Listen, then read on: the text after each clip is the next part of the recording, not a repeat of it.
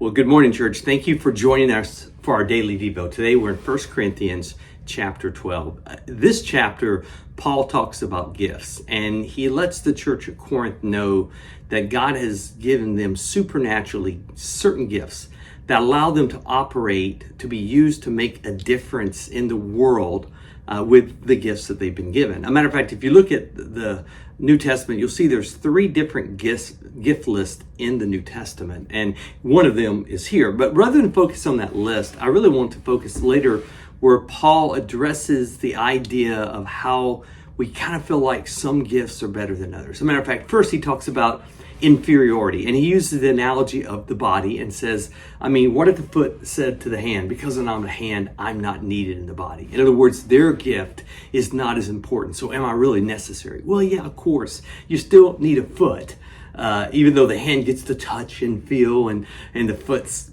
stuck in a shoe and stinky. It's still needed. You need a foot, right? But what I find interesting is then Paul goes and talks about superiority. He talks about the eye, and the eye looking down on the hand and saying, who are you? You're just a hand, and you're not as good as me because you're not an eye. And I think that's kind of interesting because it's amazing to me how many times you see that. You see someone either feeling inferior because their giftedness, their talents aren't as much as someone else, or you see people feel superior, looking down on someone because you're not like me. And if everyone was like me, we'd have such a great church. And because of that, if you're not operating in your gift, you are a poor imitation of someone else and someone else's giftedness. There's things God's made you to do that when you do, you'll feel His pleasure. Things that you do with ease. And if you're not operating there, you're really not at the maximum potential you can be used by God. And I think what happens even in churches is we do what I like to call gift clustering. That is, all the people with the same type of gifts like going to the same churches, which makes those churches imbalanced. And it means other churches are missing key gifts that they need to have. But we like being around people who are like us. We like being around people who like what we like. As a matter of fact, you notice the shirt I'm wearing? Alabama shirt. Some of you probably saw this Devo started and thought, I don't think I'm going to watch it. Or maybe just put your hand up and you kind of block the shirt. Because others, hey, you may be an Auburn fan. You may be a Georgia fan, a Tennessee fan. And you have that team. And guess what? When you're watching a game, you normally want to watch it with fans of your team.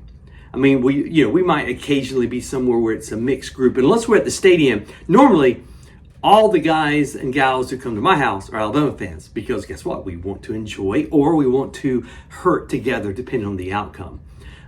But that happens in churches. Everybody wants to be with people like them. But the problem is in a church, we need that diversity. The church needs a hand, but it needs a foot. It needs an eye, but it needs a leg. It needs all those parts. And when we aren't there being used by God, we don't make the church as complete as it can be.